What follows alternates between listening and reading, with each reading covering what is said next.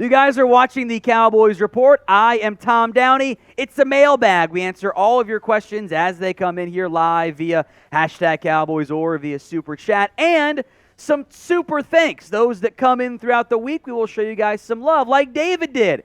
Just had a thanks message. We appreciate that, David. You're very kind. You might not know what a super thanks is if you've been watching for a long time. But here's just an explainer again. It's a feature on YouTube. Allows you to donate outside of live videos. We give shout-outs for super chats on our live shows. And if you do a super thanks, we'll give you one as well at some point during the week because we appreciate your support here on the Cowboys Report. Any super thanks equals a shout-out.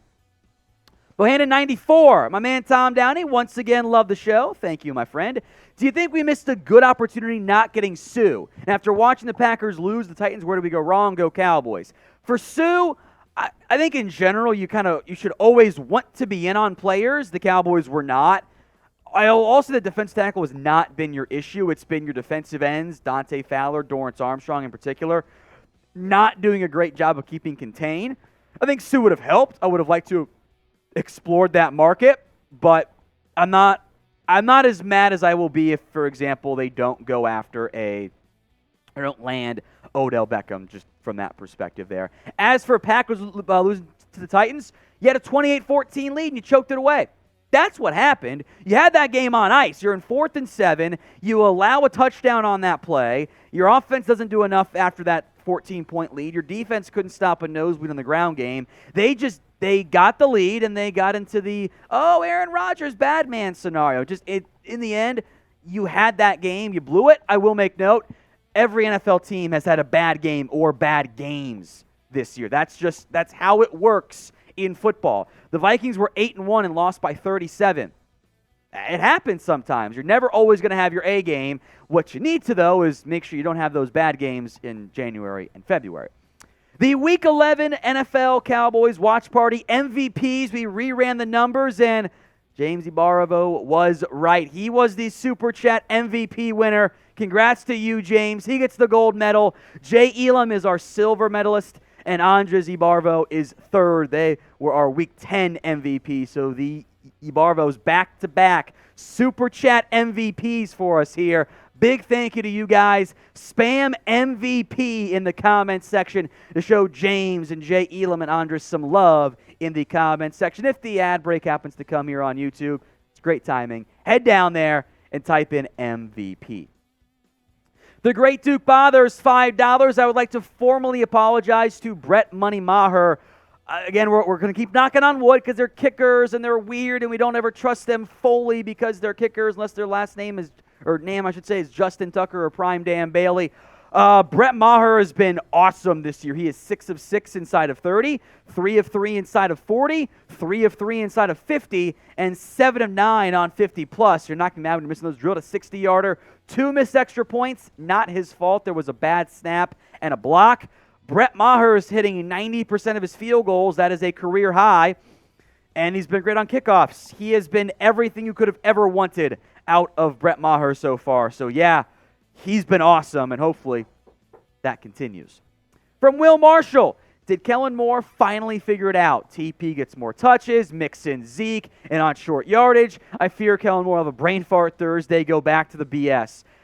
The game planning inconsistency has been a problem. You should have ran the ball more against the Packers. Maybe having Zeke back will give them more confidence to do so. I'm not sure. We've seen what Kellen Moore can be when he's on his game, when the offense is clicking, not self-inflicting wounds. They can drop 40 points. They can absolutely do it. But there are too many games. Every third it feels like, he regressed again. Tighten it up, avoid the inconsistencies, and the offense is absolute. When they're on their game, they're a top 3 offense in the NFL. And over the course of the season, that's what the numbers become. But the downs have been a little bit too down from that perspective. Andres Ibarvo, what is the price tag on Odell Beckham? Open question. Rappaport said he wanted the Michael Gallup deal. Schefter says he wants the Mike Williams $20 million per year deal. I don't think he's going to get either. Now, it would be a prorated figure, so you'd owe him somewhere between $2 and $5 million rest of season, whenever he signs in probably December at this point, which doable. The Cowboys have the cap space there if they want to.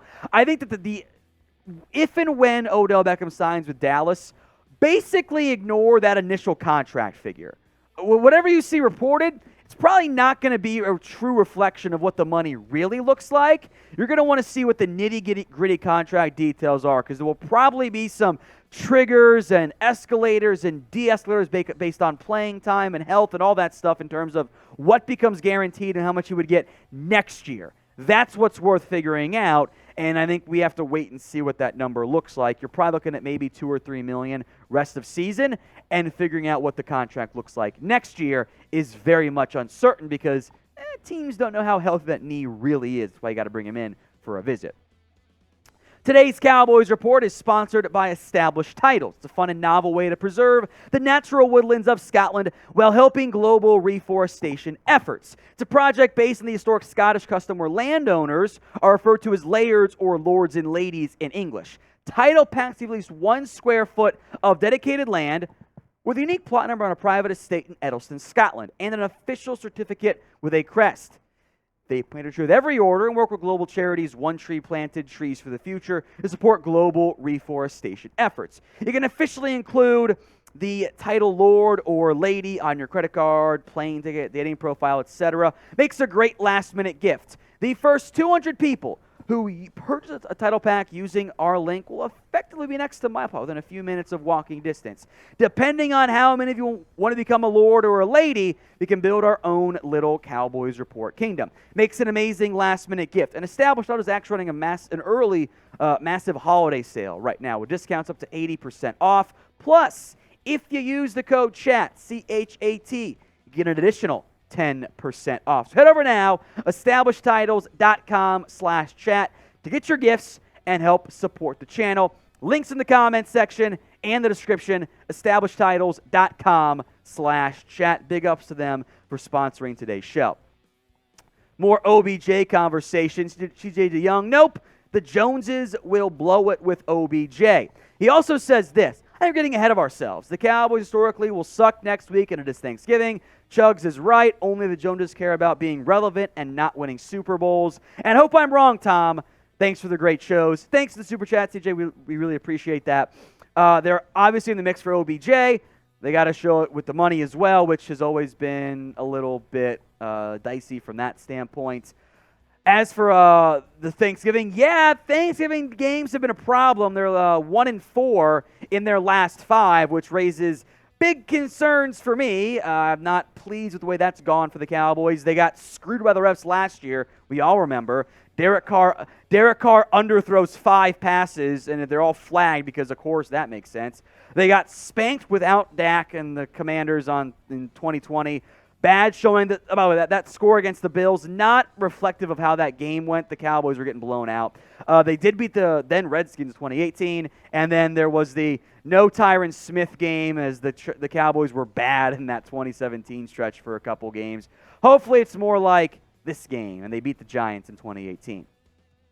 From Jeremy Chugs' burner, if the Cowboys win, Jeremy gets a tat of Dak pushing Jalen Hurts in a stroller. I did see someone had tweeted it to me of it's Darius Slay and Trayvon Diggs as and then it's Justin Jefferson saying, "I love my daddies," like an edit because remember Slay shut down Jefferson too, which I thought was pretty funny. From Crispy Bacon, post June 1st, Tyron Smith and Zeke use the money to pay Pollard, Steele, restructure Dak and use money to pay Diggs and Lamb, or is it too early to pay CD? Remember, if you post June 1st players, you can't do that. You can't give that money until after June 1st. So you might want to flip the names: restructure Dak, pay Pollard, Steele, and then post June 1st, Tyron for Zeke. I think Diggs will be their priority. He's been better relative to position. Also, he has no fifth-year option, so there's less flexibility there. I don't know if it's too early to play Lamb, but I think there's still a gap in how good he's been versus what he can become overall. He's been like that 1A, not quite a true one. He hasn't put together a complete game. He gets his best 2 games have been against the Giants and against the Packers, and there's still been big mistakes in those games, drops, wrong routes, whatever. But I think you feel good about what Lamb's been. You got to prioritize paying Dak here, or paying Diggs first and foremost of those two players, though.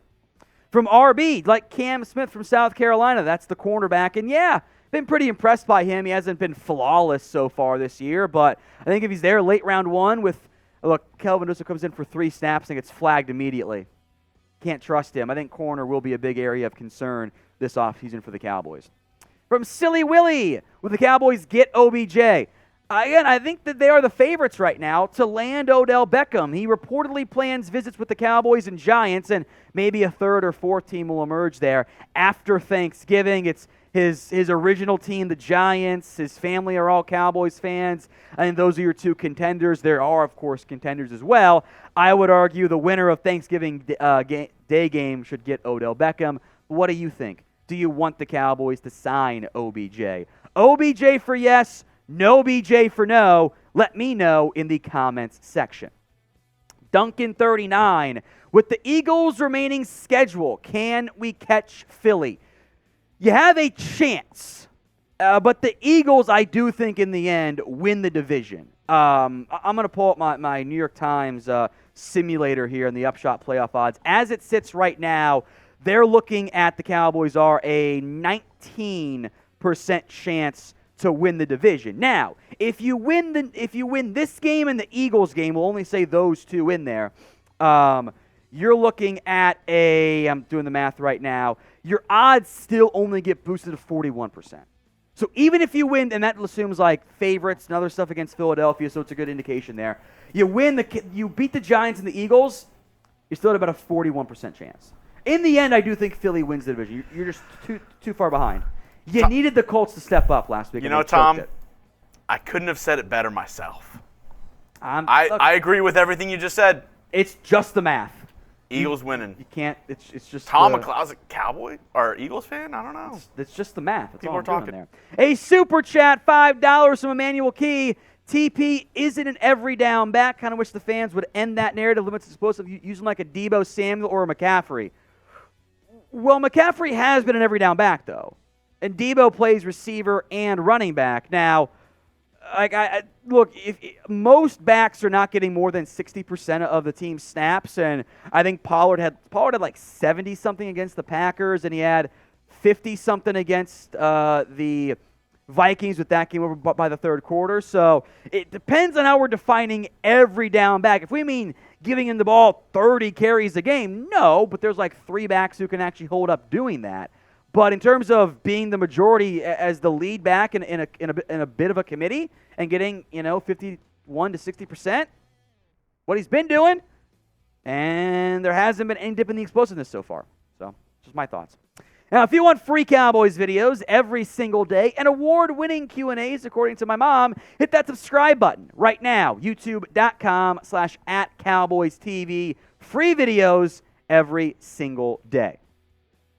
Jalen, because Jeremy loves this avatar, D-line playing so good, the DBs don't have time to get interceptions.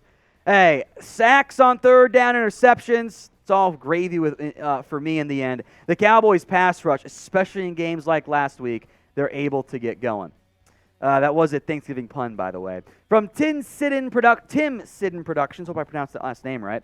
If the Eagles and Cowboys tie and the Cowboys win Christmas Eve, what has to happen for the Cowboys to win the division? I think he means if they have the same record. It would come down to tiebreaker scenarios, and I think the first one is like it's either division record then conference record. So the Cowboys would have an advantage there if the Eagles can lose again to like the Giants or something. That'd be like if they lose Week 14 at New York, that would be huge for you. Just that game alone. Eagles lose to the Giants in Week 14. If the Cowboys beat the Giants and Eagles, it's up to 57% odds with like other games to be played. So you're cheering for the Eagles to lose, of course, but to lose against the other NFC East foes they have or NFC games in general. From Alvin Thompson, give Tony Pollard an extension. That's a tricky conversation. In general, running back contracts don't work out that well. Here are the highest paid running backs in the NFL, of which Melvin Gordon used to be on that list, and then He just got cut, actually, which is kind of funny. And then a lesser deal this year. McCaffrey, now a member of the Niners. Alvin Kamara, Zeke Elliott, Dalvin Cook, Derrick Henry, Nick Chubb, Aaron Jones, Joe Mixon. And there's a big gap there between that $12 million price tag, which I'll make note, by the way, the projected franchise tag cost is $12.63 million. I'd rather franchise tag Pollard than Dalton Schultz, but I don't know if I want to do that much money there. Then James Conner is down there at $7 million. Saquon, he's a free agent too. Does he approach the $12 million range? Like, he should probably get a bit more than Pollard just for the way the NFL tends to operate. If you can get it Pollard closer to 7, I'm all for it. I think 3 years, 30, I'd be intrigued by that offer, but I don't know what he's going to command from other teams if he hits the open market. That's the tricky part. So with it in mind, do you want the Cowboys to keep Pollard? In an ideal world, absolutely. But sound off. Y for yes, N for no. From Vince, do you fear any team in the NFL if the Cowboys perform as well as yesterday? When you play as well as they did, you're going to win every game you play. Now, you're not going to play every game like that. Not how football works, unfortunately. But yeah, if they have their A games across the board, they'll win. Last one here from Roy Williams. Why all of a sudden the Cowboys staff likes McGovern? Hasn't been that good. Put Jason Peters back at left guard.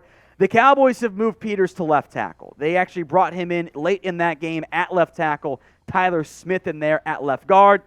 The expectation is internally that the Cowboys think they'll get Tyron Smith back some point in December, maybe around that Colts or Jags game. At that point, I think you'll see Tyron Smith at left tackle, and then Tyler Smith at left guard, and McGovern goes back to the backup guard, fullback, halt package, etc. If your questions were not answered, there's only so much time, folks. I'm sorry. You can DM me, though, on Twitter. My DMs are open at WhatGoingDowning.